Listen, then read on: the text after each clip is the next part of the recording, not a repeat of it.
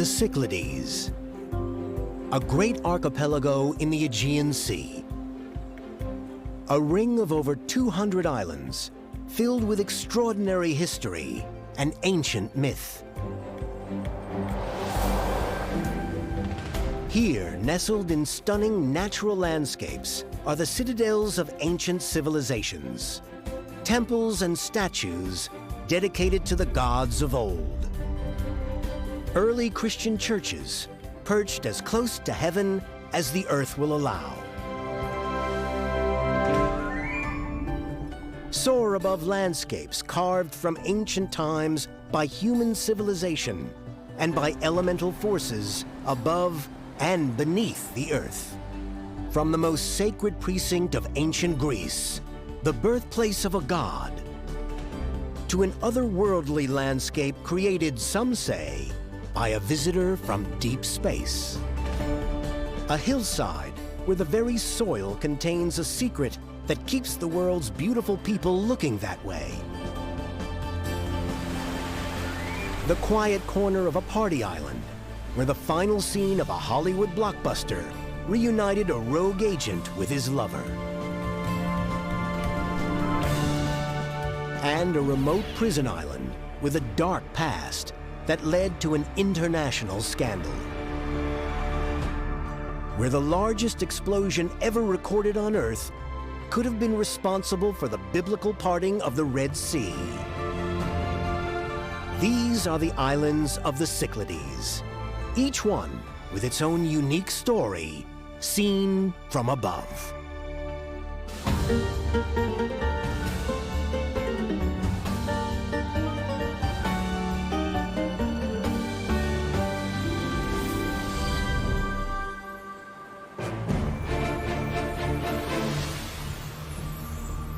The Cyclades, 220 islands scattered between the southern Greek mainland and the Sea of Crete. According to Greek myth, they were made by the vengeful sea god Poseidon. Enraged by his entourage of beautiful nymphs or female water spirits, he turned them all to stone, creating the archipelago. What they did to deserve such a fate remains a mystery. In fact, the islands are the peaks of a long submerged mountain range. But one stands out for its violent past and impact on human history: Santorini. The town of Fira, perched 800 feet above the waters of the Aegean, is Santorini's capital. It's a stunning but precarious setting, and the reason it looks this way is because Santorini was once the epicenter of a cataclysmic seismic event.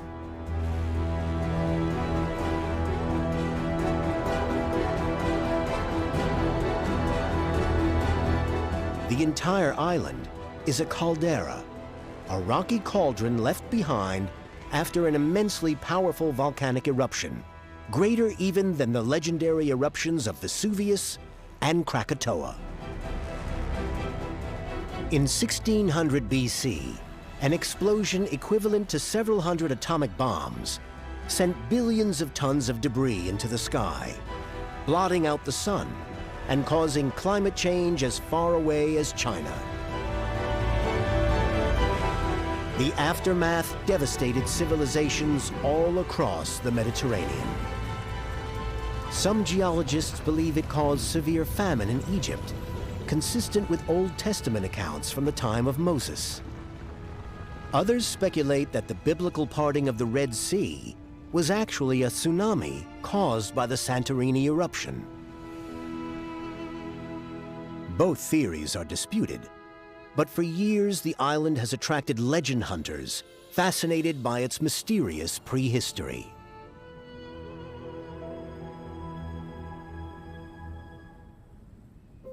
The late great underwater explorer, Jacques Cousteau, believes Santorini was the location of the fabled city of Atlantis. In 1976, he came here to prove that theory. But despite his best efforts, he failed to discover any trace of the mythical sunken city.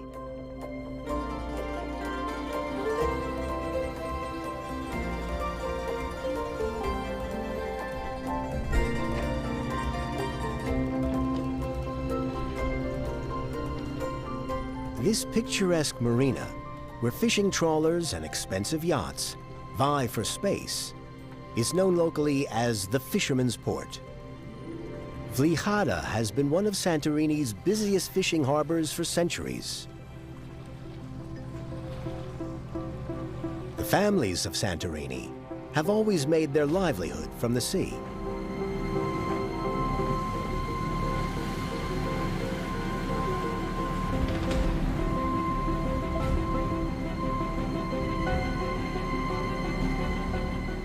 For centuries, the boats of the fleet were skippered by men, but times have changed.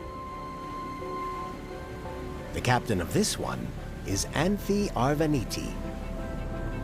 Her family has fished these waters for 60 years, but for the last decade, she has stood at the helm of her own boat, the Yorgaros, named after her grandfather.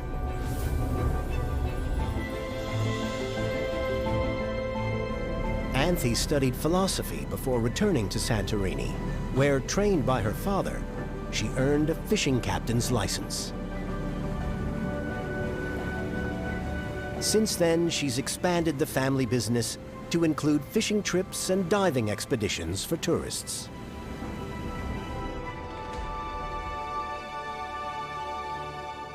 But fishing is still the Arvaniti family's primary source of income.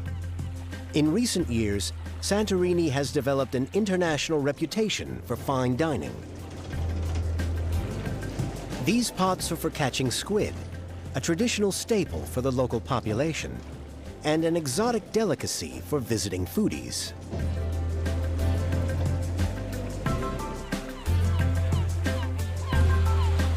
Like every good skipper, Anthi is optimistic. Today's haul may be sparse, tomorrow's will be better.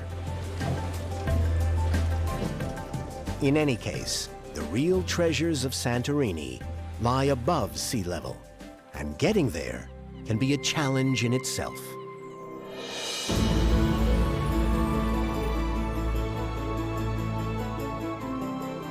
On the crest of Mesa Vuno Mountain stands the 3,000-year-old city of Thera, one of the most spectacular archaeological sites in all of Greece.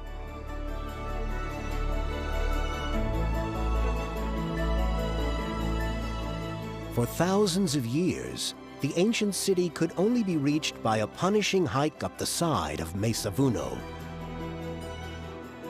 Today, the best route might have been inspired by the Beatles, a long and winding road called the Camare Serpentines. This 1.5-mile route snakes back and forth, rising up the slope of Mesa Vuno with 22 hairpin switchbacks. It seems to invite racers, but only those with nerves of steel.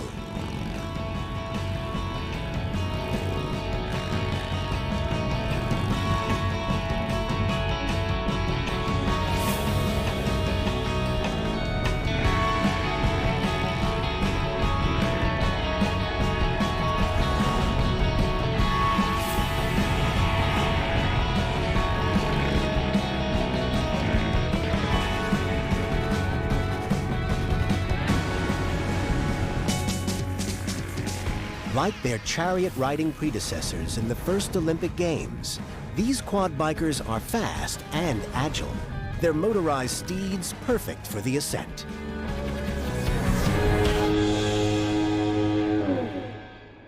From here, a short hike will take you back 3 millennia to ancient Thera.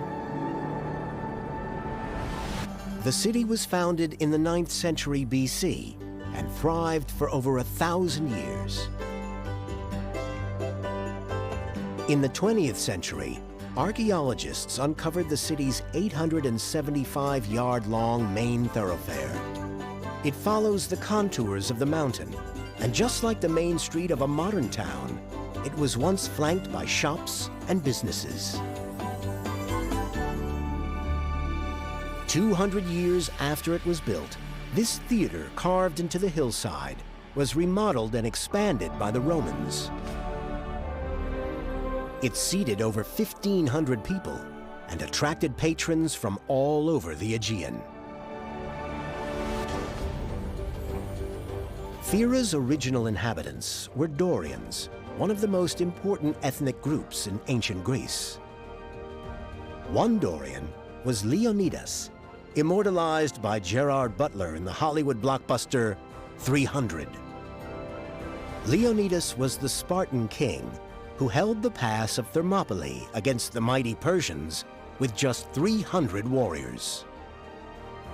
At the city's highest point, the Dorians of Thera built a temple to Apollo, their most important deity. From here, they pictured Apollo high in the sky in his golden chariot, pulling the sun across the sky each day.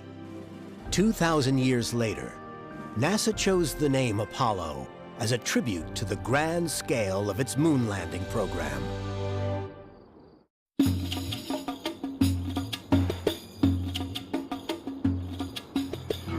For generations, tourists and locals relied on mules to help them navigate the steep sides of the Santorini caldera.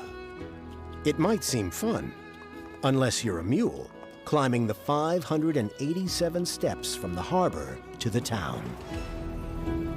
In 1979, a local shipping magnate named Evangelos Nomikos bankrolled an easier way, this cable car system, which can carry over 1,200 passengers an hour up the cliff.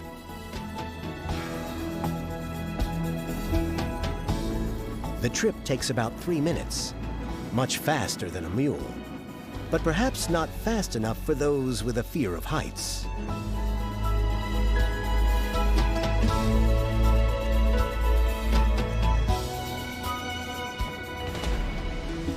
While the cable cars haven't put the mules out of a job, they have cut into their owners' profits, so the company gives them a percentage of ticket sales.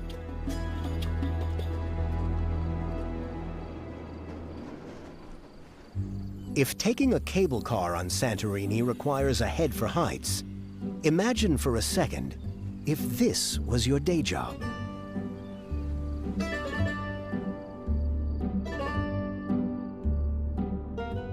This is the 5-star Katakias Hotel, perched high on a cliff above the town of Ia. For the past 18 years, Yannis Komninos has been single-handedly whitewashing the rooftops of these luxury apartments. High and exposed, daytime temperatures here during the summer months can reach over 100 degrees Fahrenheit.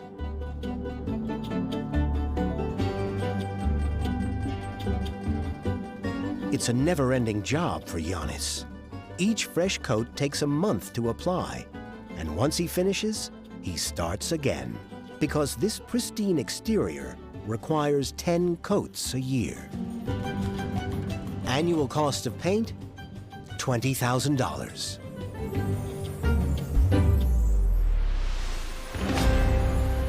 By the early 16th century, most of the Cycladic islands were ruled by the powerful Venetian Empire. Their merchant fleet, the largest in the world at that time, enabled them to trade across the Mediterranean and as far afield as China. The legendary explorer Marco Polo, who inspired the Atlantic voyage of Christopher Columbus, was himself a Venetian. Here on Mykonos, a technology was introduced that would change the island's fortunes by harnessing its greatest natural asset, the wind.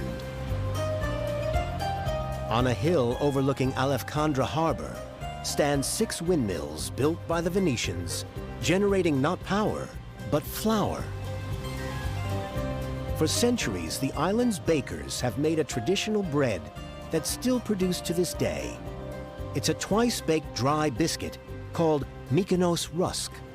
In the 16th century, it became a valuable commodity, sustaining crews on long voyages because it stayed fresh and nutritious much longer than conventional bread. Trading ships from all over the Mediterranean called here to stock up on Mykonos rusk, providing a valuable source of income for the island. Traditional bakeries like this one, Yoras, still produce bread and rusk in wood-fired ovens, just like their predecessors did 5 centuries ago. It's still one of the busiest ports anywhere in the Cyclades, but for different reasons. Every day, luxury cruise liners bring thousands of day trippers to Mykonos. For some, however, one day on this island is never enough. A few years ago, Mykonos' reputation as Party Central persuaded Hollywood actor Lindsay Lohan to star in her own reality TV show, filmed here on the island. Lohan bought this beachside nightclub, and filming began in 2018. 12 episodes of Lindsay Lohan's Beach Club aired on MTV the following year. But with critics slamming the show's uninspiring storylines and Lohan's lack of screen time, it was axed after just 1 season.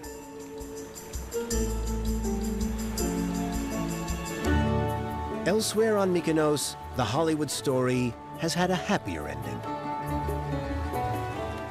This part of Alexandria is known as Little Venice and is considered the most romantic place on the island. It was built by Venetian merchants in the style of their home city, presumably to stave off homesickness. In 2002, this was where Matt Damon's character Jason Bourne reunited with his lover Marie in the blockbuster film The Bourne Identity. That's why this is the most Instagrammed doorway in the Aegean. The movie, which concluded with a final spectacular aerial shot of Alexandria Harbor, would introduce a whole new generation to the magic of Mykonos.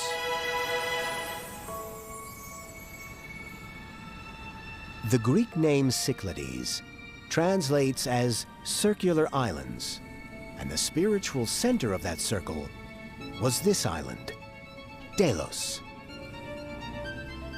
To the ancient Greeks, Delos was the birthplace of the divine twins Apollo, god of light, and his sister, the goddess Artemis. In 478 BC, the island became the meeting place of the Delian League, an alliance of city-states that defended Greece against Persian invasion. By the 2nd century BC, people from all over the Mediterranean lived here in a kind of spiritual utopia, worshipping their own gods without persecution or prejudice. And the most impressive of those deities was Dionysus, god of wine, fertility, and ritual madness. This is the Stivadion, the ruins of a temple dedicated to Dionysus, whose presence can still be seen, and if you're especially inquisitive, felt. Proudly displayed atop plinths flanking the temple's central platform are the remains of 2 gigantic marble phalluses. Once over 8 feet tall, they have suffered the ravages of time, but still retain much of their original presence, reminding visitors that ancient Greek society was far from pure or simple.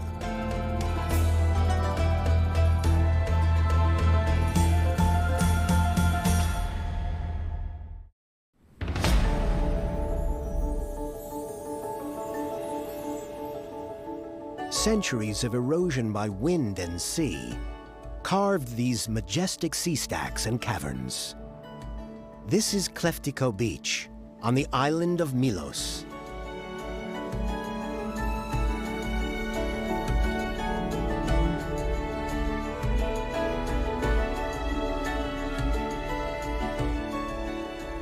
The formations and sea caves, accessible only by boat, have inspired legends of underwater chambers filled with treasure hidden by Turkish pirates, hiding from the British Navy.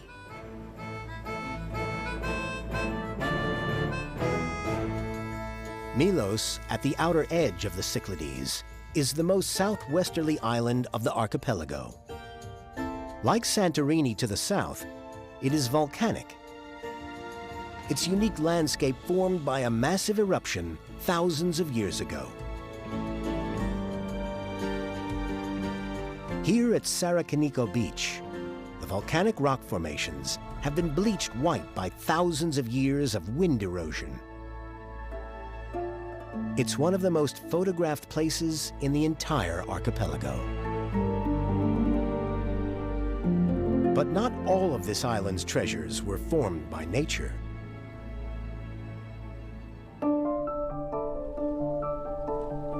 This beautiful harbor town, embracing the tranquil waters of the Aegean, is Adamantas. The name in Greek means diamond.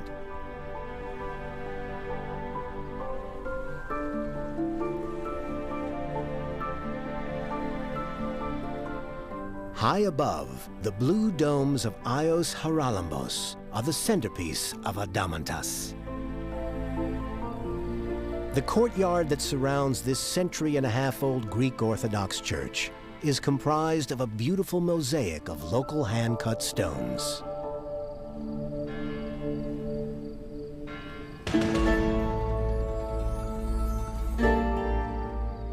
This is the old fishing village of Klima, the island's most famous landmark. These traditional waterside houses with their whitewashed walls and multicolored doors are known as sirmata. It's a picturesque but also a practical design. Families live on the upper floor, using the lower one as a boathouse and a store for fishing gear and nets. Long before house numbers and zip codes, these distinctively colored facades clearly identified who lived where.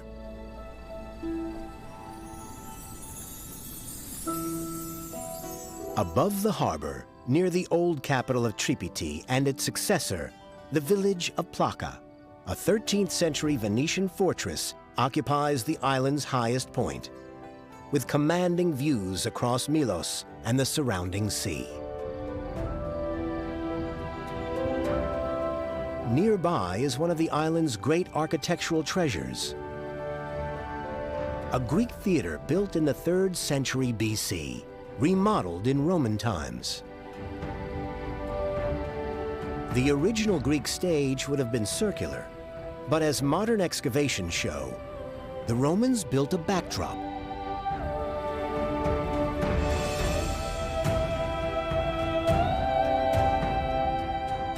Roman theaters featured spectacles as well as plays, so a barrier was built to protect the audience from the action unfolding below. Even now, only partially restored, the acoustics are so good that performances are still held here. On the hillside around the old town are caves and catacombs where islanders once buried their dead. Not every tomb has remained sealed, for which the art world, at least, can be thankful. In 1820, a local farmer uncovered a stone slab, which turned out to be the door of a hidden cave. Inside, he found a statue depicting a beautiful woman. Archaeologists and art historians identified her as Aphrodite, the Greek goddess of love and beauty. This same goddess was also known to the Romans by her Latin name, Venus. Today, the iconic Venus de Milo is on display at the Louvre Museum in Paris. And it's no surprise that the plastic surgeons of America chose her image as their first emblem. More surprising is the fact that Milos has another, even greater contribution to idealized notions of feminine beauty.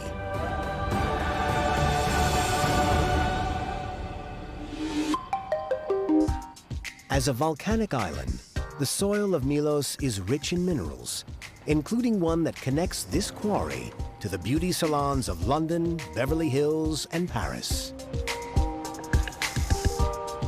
That mineral is bentonite, a fine volcanic clay known for its filling, smoothing, and purifying properties, all of which makes it a valuable ingredient in the products of a global cosmetics industry worth $500 billion a year.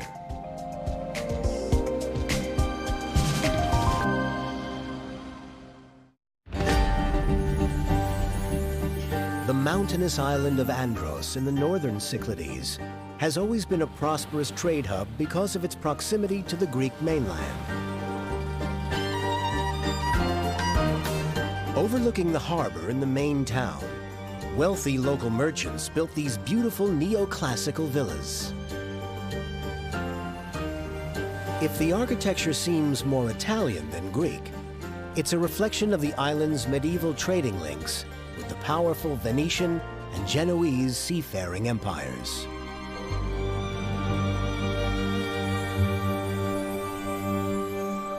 Here on the old quayside stands the statue of the unknown sailor, a tribute to all mariners who lost their lives at sea.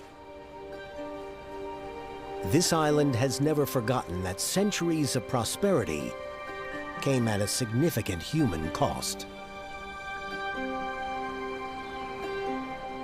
Near the entrance to the harbor is what looks like the home of the world's loneliest lighthouse keeper. In fact, this picturesque beacon has been uninhabited for nearly 30 years. This is the Torlitis Lighthouse, the island's most recognizable landmark. The original lighthouse, built in 1897, was destroyed during World War II, leaving the rocky plinth deserted. In the early 90s, it was rebuilt by shipping magnate and Andros native Alexandros Ulandris and his wife. They dedicated its guiding light to the memory of their deceased daughter, Violanda.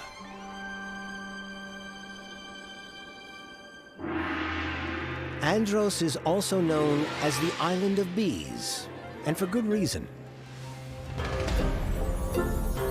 Harvesting honey is as old as Greek civilization itself.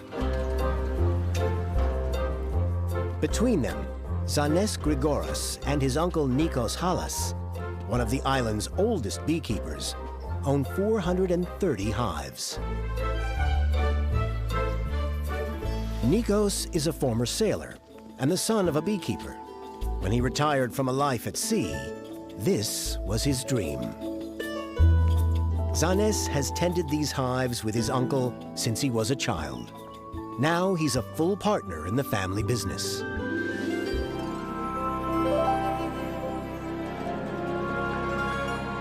In early Christian times, this valley was home to generations of beekeeping monks who built these distinctive stone hives, supplying much of the Aegean with the food of the gods. The climate here is drier than most of the islands in the Cyclades. And the abundance of nectar-rich plants, such as thyme, keeps the bees happy and gives the honey its distinctive texture and taste. These beehives may look a bit more modern, but the techniques employed here have been used for millennia. In mythology, bees were regarded as messengers from the heavens, whose honey was the source of immense curative power. It was said the gods who lived on Mount Olympus ate only honey and drank a fermented honey wine called ambrosia. The phrase, "as busy as a bee," is somewhat overused, but it's an apt description of the entrepreneurial spirit of another Andros native. This is the Blue Enigma Hotel, near the picturesque village of Apika in the east of Andros. It's not your average bed and breakfast experience.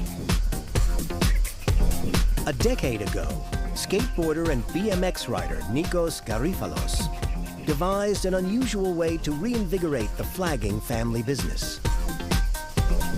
First, he repurposed a former terrace bar into a skate bowl. But he didn't stop there.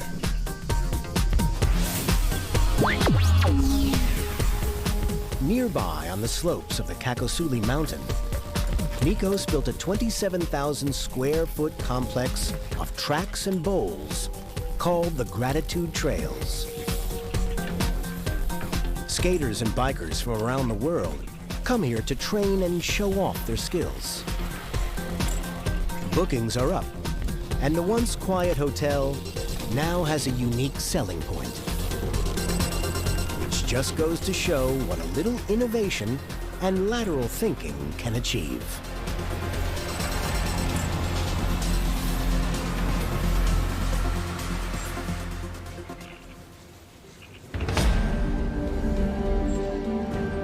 Human influence in the Cyclades pales next to the elemental forces that shape these islands. These mountains are among the highest anywhere in the archipelago, and scattered across their slopes and foothills are the rocks and boulders that give this place its unique identity. This is Tinos, the island of stone.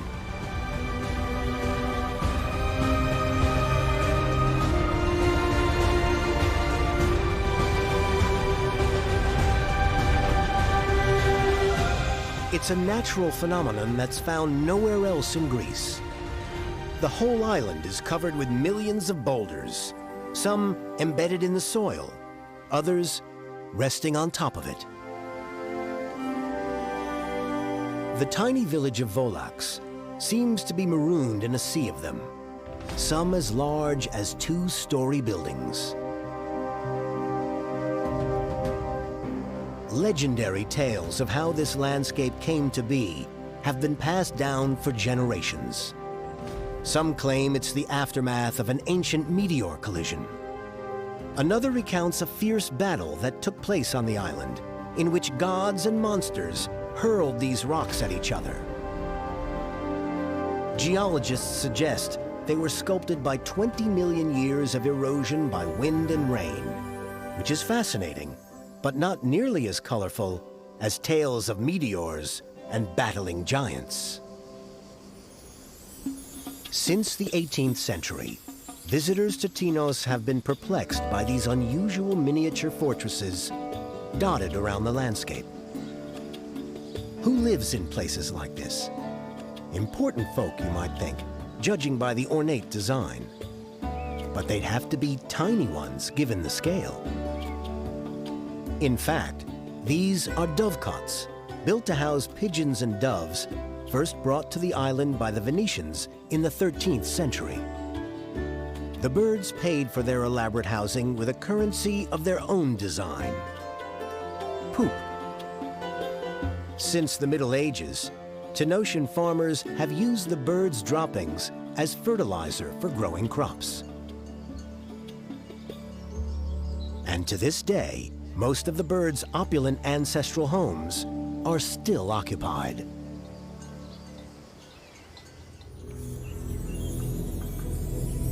Look closely at this rocky hillside on the island of Naxos, and you'll discover an ancient god hiding in plain sight.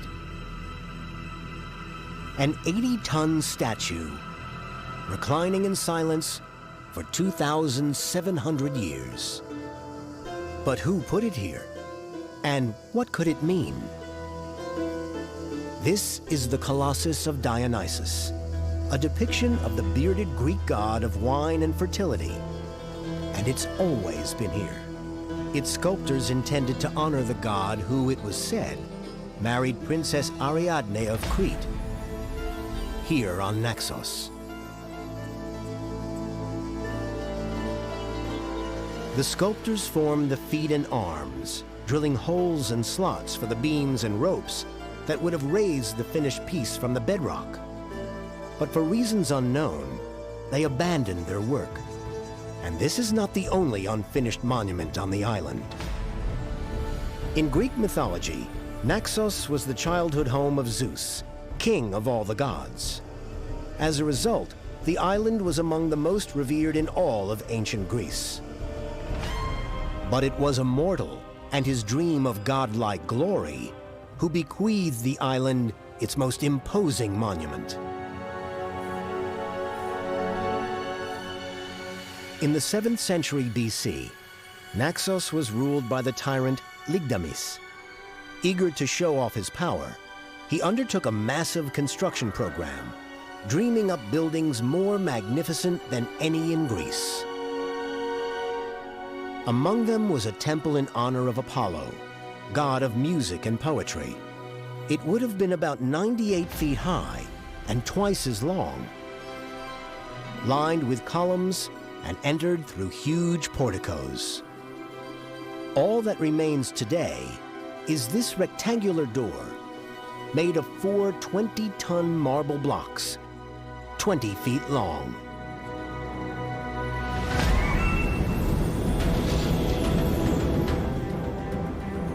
It's known as the Portara, or Great Door, and it would have been the temple's main entrance, facing the god's birthplace on the neighboring island of Delos. But it was never completed, because in 506 BC, Lygdamis was overthrown by the Spartans.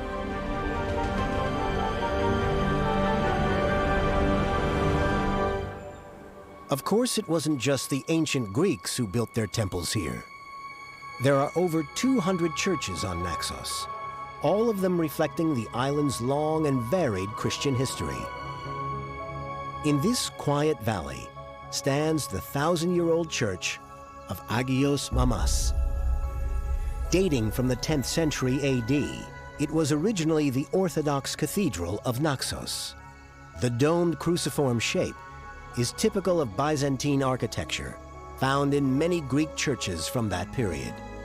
In the 13th century, with the arrival of the Venetians, a belfry and double-vaulted porch were added, and the Orthodox Church became a Catholic chapel. The church is named for a saint who was known as the protector of shepherds, appropriate in a region that's heavily dependent on sheep and goat breeding. For those looking to get even closer to heaven, a 1,500-foot trek up a mountain above the village of Philoti leads to the most remote church on the island, Agios Ioannis. Mountaintops were seen as sacred places, where the faithful could worship closer to God. This humble church, dedicated to St. John the Evangelist, one of the 4 writers of the Gospels, is still a place of sacred pilgrimage today.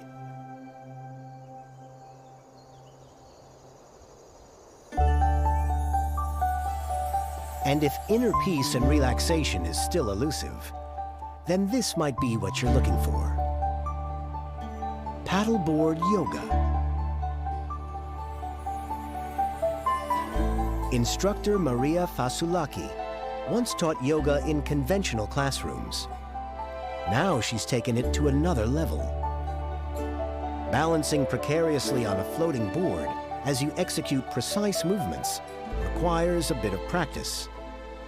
But Maria's students relish the challenge, not to mention the idyllic setting.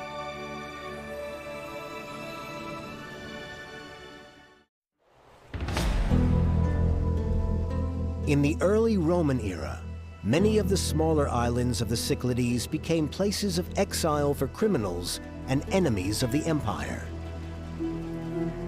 Iaros was one of them. Its role as a penitentiary would continue for many centuries. Following the Greek Civil War of the late 1940s, the red brick prison buildings were used to house around 20,000 communists and dissidents.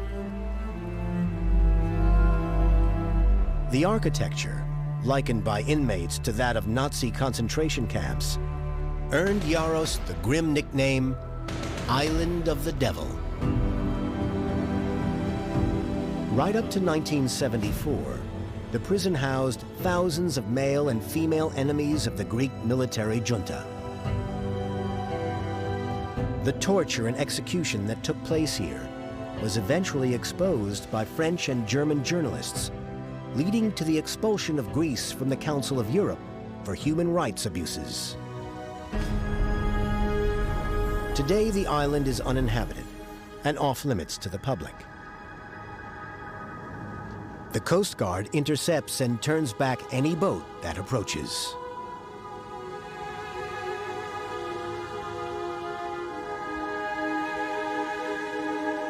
The island of Amorgos is a lot more accessible, but famous for a pair of legendary shipwrecks.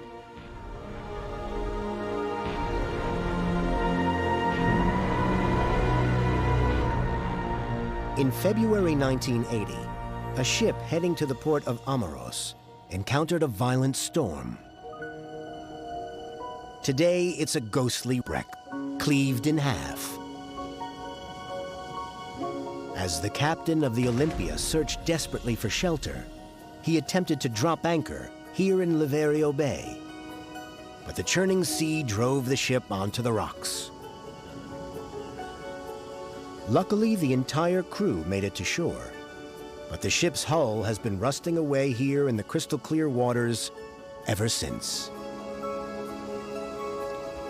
It's an evocative sight that inspired French filmmaker Luc Besson to feature it in his cult 1988 free-diving film, The Big Blue.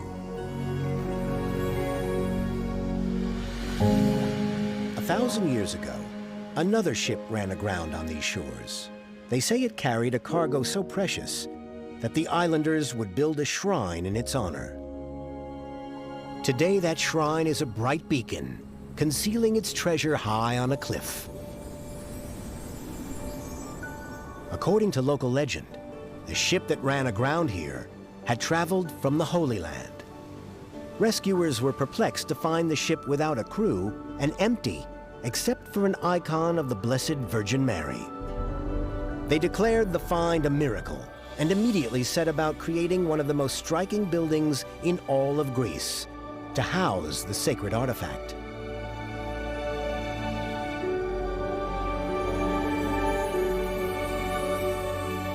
This is the 10th century monastery of Panagia Hosoviotissa on the side of Mount Prophetus Elias, 1,000 feet above the Aegean Sea. The monastery is 130 feet tall, containing over 100 rooms. From libraries, kitchens, and storerooms to the cells where the monks still live, sleep, and pray. Remarkably, it's just 16 feet deep at its widest point. Every year, the monks carry the sacred icon, known as the Panagia Portaitissa, in a procession to the local villages.